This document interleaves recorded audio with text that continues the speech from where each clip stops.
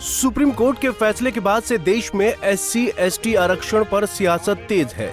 विपक्षी नहीं सत्ता पक्ष भी सुप्रीम कोर्ट के विरोध में उतरा है।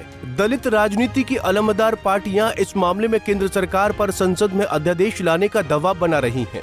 सर्वोच्च अदालत के फैसले पर दलित चेहरे बसपा मुखिया मायावती, केंद्रीय मंत्री चिराग पासवान और सांसद चंद्रशेखर आजाद ने इसकी मांग भी उठाई है, जिससे मोदी सरकार दलित आरक्षण के मसले पर अपनी घेराबंदी होती देख रही है। शायद इसलिए ही विपक्ष और सत्ता पक्ष के दलित नेताओं के हुंकार के बाद भाजपा सांसद प्रधानमंत्री से इस मसले पर मुलाकात करते दिख रहे हैं। पीएम मोदी ने अपनी पार्टी के सांसदों को इसका समाधान निकालने का भरोसा भी दिया है। आपको बता दें कि अगस्त माह की शुरुआत में सुप्रीम कोर्ट से आरक्षण मामले में फैसला आया था। सर्वोच्च अदालत के 7 जजों की बेंच ने SC/ST आरक्षण में आरक्षण देने पर बड़ा फैसला सुनाया। फैसले में क्रीमी लेयर के वर्गीकरण की बात कही गई है, लेकिन ये सुप्रीम फैसला आने के बाद से देश की राजनीति के आरक्षण के मसले पर गर्मा गई है। SC/ST के कोटे में कोटा देने पर दलित नेता मुखर हैं। वो सुप्रीम कोर्ट के फैसले को ढुलमुल बताते हुए मोदी सरकार से संसद में इसके खिलाफ बिल लाने की मांग कर रहे हैं, जिससे मोदी सरकार के सामने आरक्षण पर मुसीबत खड़ी दिख रही है। ऐसे में देश का मूड और सियासी माहौल भांपकर बीजेपी इस पर रणनीति बनाने में जुटी है। भाजपा के SC/ST सांसद भी अब पीएम मोदी से इस मामले पर मिल रहे हैं। शुक्रवार को संसद भवन परिसर में सांसदों की पीएम मोदी से मुलाकात हुई है। इस दौरान भाजपा सांसदों ने सुप्रीम कोर्ट से SC/ST आरक्षण पर आए फैसले को लेकर पीएम को ज्ञापन दिया है, जिसमें उन्होंने कोटे में कोटा मामले पर विरोध जताते हुए पीएम मोदी से अपना पक्ष रखा है। सूत्रों की माने तो प्रधानमंत्री की ओर से SC/ST में क्रीमी लेयर लागू नहीं होने देने का आश्वासन मिल गया है। राजनीति के जानकार इसको दलित आरक्षण पर सियासी पेंच फंसता देख सरकार की संसद में अध्यादेश लाने की तैयारी के तौर पर देख रहे हैं। हालांकि SC/ST कोटे में कोटा देने के फैसले और सरकार पर नेताओं के बयान देखें तो अयोध्या से सपा के दलित सांसद अवधेश प्रसाद पासी ने प्रधानमंत्री के वादे पर आशंका व्यक्त की है। अवधेश पासी ने कहा कि मोदी ने जितने वादे किसान, नौजवान, महिला और देश की जनता से किए हैं, उनको आज तक पूरा नहीं किया गया है।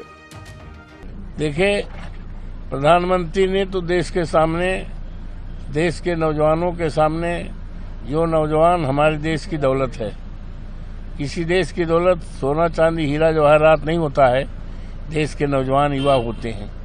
उनको आश्वस्त किया था हर साल 2 करोड़ नौकरी देंगे।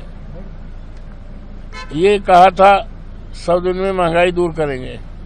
विदेशी धन के बारे में बोले थे, किसानों के बारे में बोले थे। क्या उनकी बातें आदरणीय प्रधानमंत्री जी की पूरी हुई?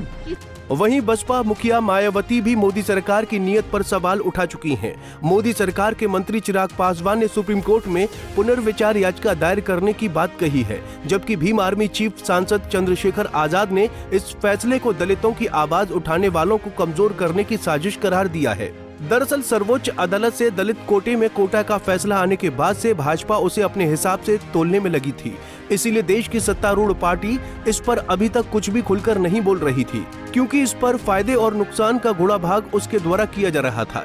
लेकिन सुप्रीम कोर्ट के इस फैसले को दलित आदिवासी समाज के खिलाफ मोटे पर देखा जा रहा है।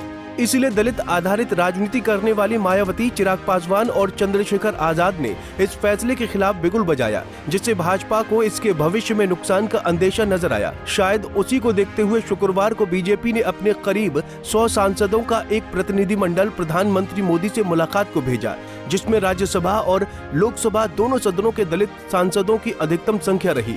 ऐसे में दलित नेताओं की बयानबाजी पर देश की राजनीति में मुद्दे को हवा मिलती देख मोदी सरकार इस पर विचार करने को मजबूर हुई है। इसीलिए प्रधानमंत्री मोदी के भरोसा देने वाली बात को सरकार के संसद में बिल लाने की तैयारी के तौर पर देखा जा रहा है। अगर ऐसा होता है तो देश की राजनीति में कुछ बड़े बदलाव भी भविष्य में होते दिखाई दे सकते हैं। Bureau report, Punjab Kesari TV.